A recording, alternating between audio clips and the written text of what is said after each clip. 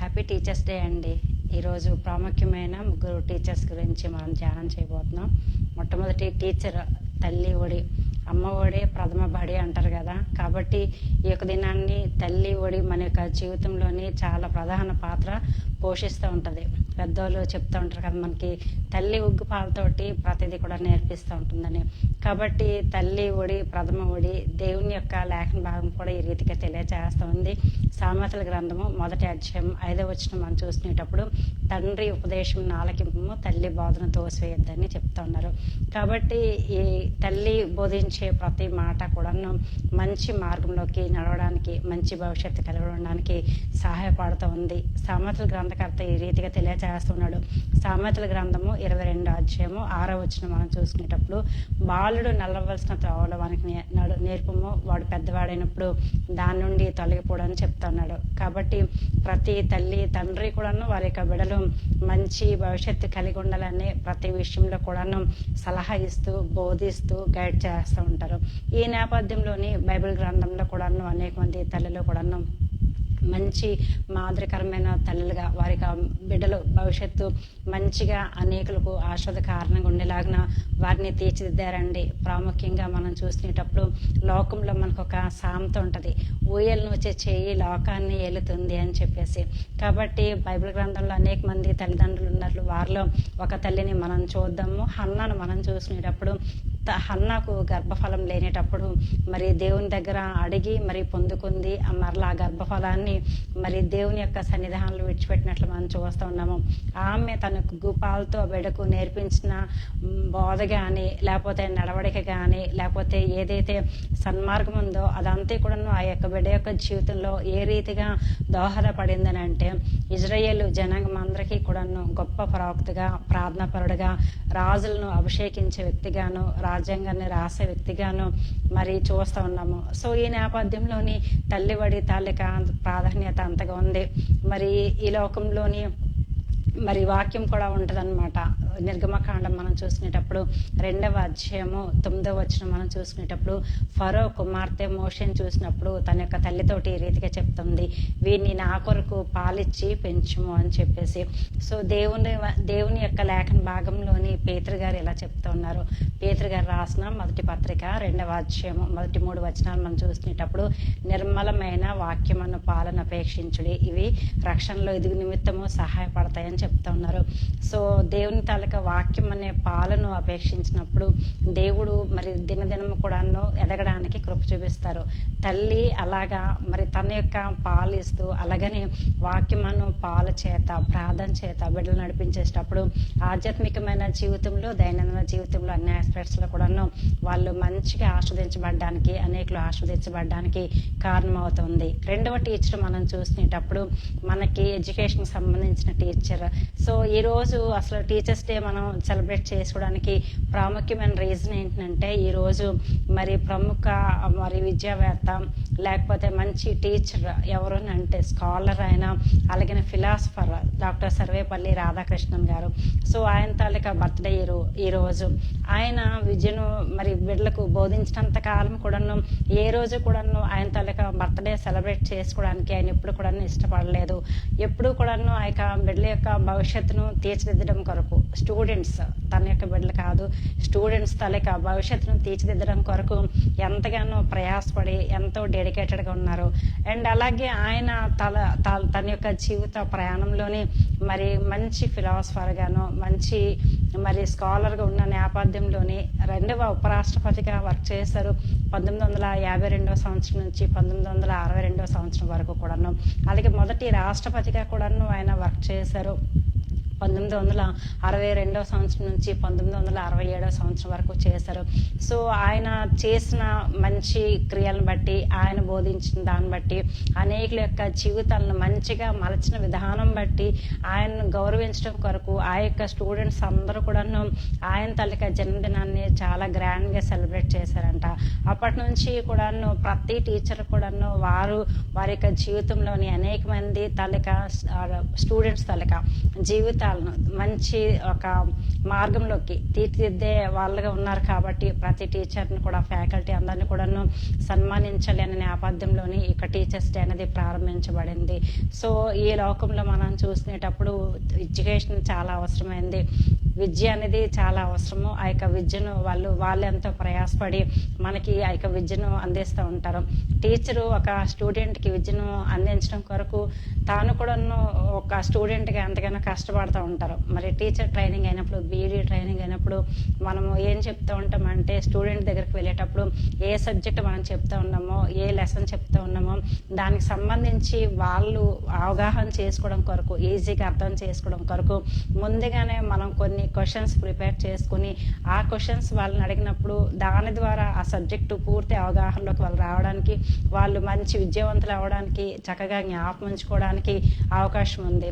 So ఈ నేపథ్యంలోని teachers ప్రతి ఒక్కరు కూడా వారి వంతు వాళ్ళు చాలా కృషి చేస్తూ ఉన్నారు. కాబట్టి టీచర్స్ అందరి కొరకు కూడా గ్రేట్ బ్లెస్సింగ్ ఏంటంటే, బైబిల్ గ్రంథంలో చక్కని ఆశీర్వాద వచనాలు చాలా ఉన్నాయి. దాంట్లో ఒక ఆశీర్వచనం మీకు నేను అందివ్వాలని ఆశపడుతున్నాను. సంఖ్యాకాండము 6వ అధ్యాయం 24 నుంచి 26 వచనాలకు ఇలా రాస్తూ ఉన్నారు. యెహోవా సన్నిధి కాంతి మీ మీద ఉదయించాలి, ప్రకాశించాలి. దేవుడు మిమ్మల్ని కాచి కాపాడాలి. ఈ రోజు వరకు ఎంత అచీవ్ చేసుకున్నారో రాబోయే కాలంలో ఇంకా మంచి అచీవ్ చేసుకోవాలని, అలాగనే మంచిగా అవార్డీస్ రావాలని, మీ ద్వారా ఎంతమంది స్టూడెంట్స్ ఉన్నారో ఆ యొక్క స్టూడెంట్స్ అందరి తాలూకా భవిష్యత్తు కూడాను మంచిగా తీర్చిదిద్దబడాలని నేను ఆశీర్వదిస్తూ ఉన్నాను, కోరుకుంటూ ఉన్నాను నేను. సో అలాగే మనం చూసినప్పుడు ఫిజికల్గా టీచర్ మనకు కనబడుతూ ఉన్నారు ఎడ్యుకేషన్లోని. మూడవది మనం చూసినప్పుడు అవర్ స్పిరిచువల్ టీచర్, మన ఆధ్యాత్మికమైన టీచర్, బోధకులు ఎవరని మనం చూసినప్పుడు యేసు ప్రభువారు ఈ లోకంలో ఉండేటప్పుడు మరి ఆయన ఒక మంచి బోధకుడుగా ఉన్నారండి. ఆయన మంచి ప్రవక్తగా ఉన్నారు. ఆయన మంచి దేవుని కుమారుడుగా మనందరి విషయంలోని మరి సర్వమానవాళి పాప పరిహారార్థం ఆయన రక్తం చిందించినట్లు, అలాగనే మరణించి తిరిగి లేచి పునరుద్ధానుడయ్యారు. ఆయన ఈరోజు సజీవుడిగా ఉన్నాడు.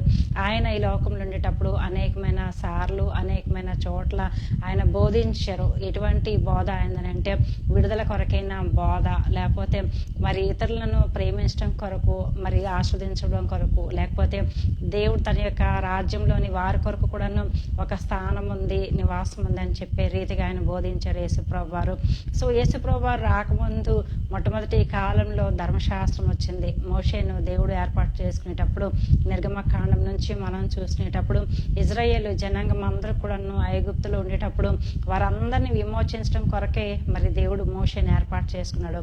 సో ఆ యొక్క ప్రజలందరూ కూడాను మరి ఆ దేవునికి ఇష్టమైనది ఏంటి చేయాలి, ఏం చేయకూడదు, దేవునికి మార్గంలో ఎలా నడవాలి, ఎలా నడవకూడదు, ఇవన్నీ కూడాను మనం చూసినప్పుడు మామూలుగా మనం చెప్పుకునేటప్పుడు ఒక ధర్మశాస్త్రాన్ని, ఒక ఆజ్ఞల్ని మరి దేవుడు మోషే ద్వారా వారికి అనుగ్రహించారండి. సో మోషే గొప్ప లీడర్గా, ఒక టీచర్గా వాళ్ళందరికీ కూడా ఇజ్రాయేలు జనాంగంకి అందరూ కూడా ఉన్నారు.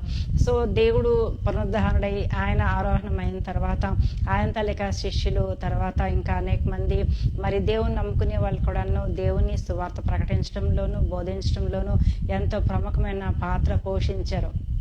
ఈ నేపథ్యంలోని మరి పౌల్ గారిని మనం జ్ఞాపకం చేసుకునేటప్పుడు, పౌల్ గారు ఆ యొక్క శిష్యుల కంటే అనేకమైన పత్రికలు రాయడానికి, సంఘాలు కట్టడానికి మనం చూస్తున్నాము. ఆయన బోధించడం గురించి కూడా మనం చూస్తున్నాము. సో ఈ రోజు మనందరికీ కూడాను పౌల్ గారు కూడాను చక్కని ఉపదేశము తెలియచేస్తున్నారు. ఏంటి ఉపదేశము అంటే, మరి మనందరం కూడాను దేవుని రాజ్యం కట్టబడడంలోని మరి సువార్థికులుగాను, బోధకులుగాను, కాపర్లుగా, ప్రవక్తలుగా మరి ఉండాలి, అపోస్తలుగా ఉండాలని చెప్పి ఎఫెసీయులకు రాసిన పత్రికలోని 4వ అధ్యాయంలో ఆయన తెలియచేస్తున్నారు. సో ఇదంతా కూడాను దేవుడు మనందరం ఒక స్పిరిచువల్ టీచర్గా ఉండడం కొరకు దేవుడు ఇష్టపడుతూ ఉన్నారు. అంటే ఒక వ్యక్తి, వినే వ్యక్తి తాలూకా భవిష్యత్తు బోధించే వారి బోధన పైన ఆధారపడి ఉంటుంది. కాబట్టి బోధించే వారి బోధన పైన ఆధారపడి ఉంటుంది. కాబట్టి దేవుడు బోధకులను గురించి 2 రకాలుగా ఆయన గిఫ్ట్ ఇస్తూ ఉంటాడు. మొట్టమొదటి మనం చూసినప్పుడు మరి యాకోబు రాసిన పత్రికలోని 3వ అధ్యాయం 1వ వచనం మనం చూసినప్పుడు బోధకులమైన మనం మరి కఠినమైన తీర్పు పొందుతాము అని రాస్తున్నారు. ఎందుకనంటే బోధించే వాళ్ళు ఎవరైనప్పటికీ కూడాను ఆ యొక్క వ్యక్తి సన్మార్గంలో వెళ్ళకపోతే, ఆ యొక్క వ్యక్తి తాలూకా నడవడి సరిగా లేకపోతే అది ఆ యొక్క బోధకుడి పైన వస్తుంది. ఒకవేళ బోధకుడు మంచిగా బోధించినప్పటికీ కూడా వినేవాళ్ళు వాళ్ళ ఇష్టానుసారంగా ఉంటే అప్పుడు దేవుడు మనల్ని విడిచిపెట్టేస్తాడు. సో స్పిరిచువల్ టీచర్ గురించి ఇది చూస్తూ ఉన్నాము. మనందరికీ కూడా దేవుడు ఒక ఆజ్ఞ ఇచ్చారు, లేకపోతే మనందరికీ కూడా దేవుడు ఒక బాధ్యత ఇచ్చారు. ఏంటంటే మత్తయి రాసిన సువార్త 28వ అధ్యాయంలో మనం చూసినప్పుడు 19-20 వచనాలు చూసినప్పుడు సర్వ సృష్టికి వెళ్ళి మరి అందరికీ కూడాను శిష్యులుగా చేయండి అని దేవుడు తెలియచేస్తున్నాడు. సో ఈరోజు టీచర్స్ డే సందర్భంగాను మరి ఒక తల్లిగా ఎంతమంది పాత్రగా పోషిస్తూ ఉన్నారో, లేకపోతే తల్లిలాగా సలహాలు ఇచ్చేవారు. కానీ ప్రాముఖ్యంగా నేను ఎప్పుడు కూడా వాక్యం చెప్పేటప్పుడు మా సంఘంలో కూడా ఒక మాట చెప్తూ ఉంటాను. నేను సలహా ఇచ్చేటప్పుడు చాలా జాగ్రత్త వహించండి అని చెప్తాను. నేను అది భార్య అవని, తల్లి అవని, స్నేహితులే అవని, ఎవరైనప్పటికీ కూడా సలహా ఇచ్చేటప్పుడు చాలా జాగ్రత్త వహించాలి.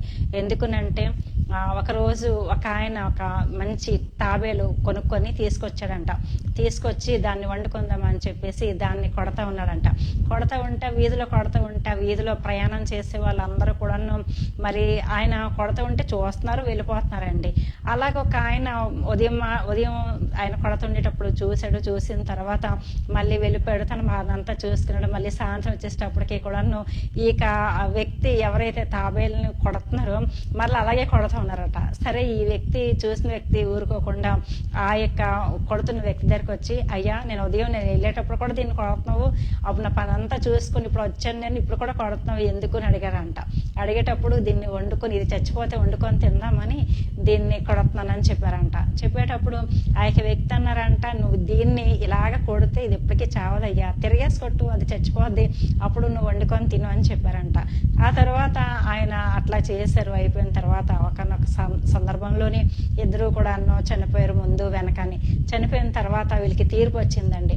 తీర్పు వచ్చేటప్పుడు ఈ తీర్పు పిలిచేటప్పుడు ఆ యొక్క దూతగారు అంట తప్పు చేసింది ఆ వ్యక్తిలోని మరి ఎవరైతే సలహా ఇచ్చారో ఆ సలహా ఇచ్చిన వ్యక్తిని మరి తీర్పులోకి పిలిచారంట. పిలిస్తే ఆ యొక్క వ్యక్తి అన్నారంట, ఆ టార్టైజ్ని ఆ యొక్క తాబేల్ని నేనేమన్నా చంపుకొని వండుకొని తిన్నానా ఏంటి, ఎందుకు నన్ను తీర్పులోకి ఇచ్చారు, ఆ వ్యక్తి కదా చంపుకొని తిన్నాడు అని చెప్పి అన్నారంట. అప్పుడు దూతగారు ఏం చెప్పారంటే, నువ్వు సలహా ఇచ్చావు కాబట్టే అతను దాన్ని చంపుకొని తిన్నాడు. అదే ఒకవేళ నువ్వు సలహా ఇవ్వకపోతే అతను చంపుకొని తినుంటే అతని అకౌంట్లో అది వచ్చిన్నో, లేకపోతే అతను విసిగిపోయి వదిలేస్తున్నో, ఏం చేస్తున్నావు కదా. కాబట్టి ఈరోజు కూడా సలహాలు ఇచ్చేటప్పుడు ఆ యొక్క సలహా వినే వ్యక్తి, పాటించే వ్యక్తి యొక్క జీవితంలోని ఎలాంటి దానికి దారి తీస్తుందో దాన్ని బట్టి మరి మనకి ఫలం అనేది లేకపోతే ప్రతిఫలం అనేది వస్తుంది. కాబట్టి టీచర్స్ తల్లిఒడి లేకపోతే స్పిరిచువల్ టీచర్స్ ఎవరైనా బోధించేవారు. కాబట్టి మరి ఈ మాటలు బట్టి మనము ఈ రోజు నుంచి కూడా ప్రతి ఒక్కరు మంచిగా ఉండాలని కోరుకుంటారు. ఈ రోజుల్లో టీచర్స్ చాలా కష్టపడుతూ ఉన్నారు. ఎందుకనంటే మరి స్టూడెంట్స్ చాలా తెలివిగా ఉంటున్నారు. ఎందుకనంటే చాలా గ్యాడ్జెట్స్ వచ్చి రకరకాలవి, తర్వాత ఇంటర్నెట్ వచ్చింది, తర్వాత ఎన్నో ఇప్పుడు చాలా అప్డేట్ అయిపోయారు అందరూ కూడాను. కాబట్టి మరి స్టూడెంట్స్ ఎంత తెలివిగా ఉంటున్నారో పిల్లలు కూడా అంతకంటే ఎక్కువగా తెలివిగా ఉంటున్నారు.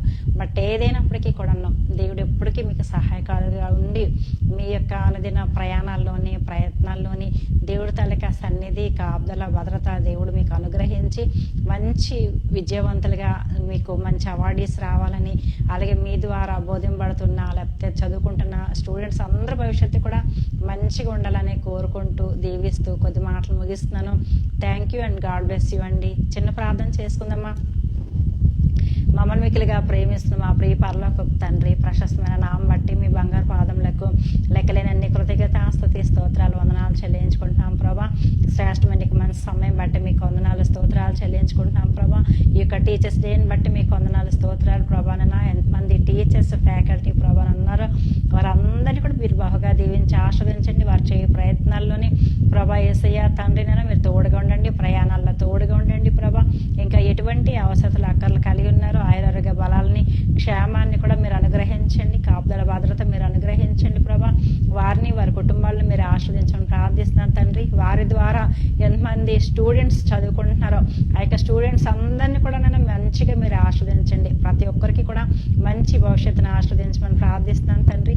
అన్ని విధాలుగానైనా ప్రతి ఒక్కరికి కూడా మీరు తోడుగా ఉండండి. ఈ వీడియో వీక్ష వీక్షిస్తున్న బిడ్డలు ఎవరైనప్పటికీ కూడా నన్ను వారి యొక్క హృదయవాంఛలు ఏంటో, అవసరాలేంటో, అక్కర్లేంటో ప్రతిదీ ఎరిగిన దేవుడు ప్రభా, ఏ చోటు నుండి ఇక వీడియో వీక్షిస్తున్నారో, నన్ను వింటున్నారో ప్రభా, వారిని మీరు దర్శించండి. వారి కుటుంబాల్లో, వారి యొక్క వ్యక్తిగత జీవితాల్లో, వైవాహిక జీవితాల్లో, వారి యొక్క ఉద్యోగాల్లో, చదువుల్లో, వ్యాపారాల్లో, ఆధ్యాత్మికమైన జీవితంలో మీకు శ్రేష్టమైన మేలులు, దేవుని ఆశీర్వాదాలు, సంతోష ఆనందాలు, ఆయుర్వేద బలాలు, క్షేమం అనుగ్రహించి సకల ఆశీర్వాదం చేత ఆస్వాదించి నడిపించి మీరు మహిమ పొందమని యేసు నామములో అడిగి వేడుకొంచున్నాం తండ్రి.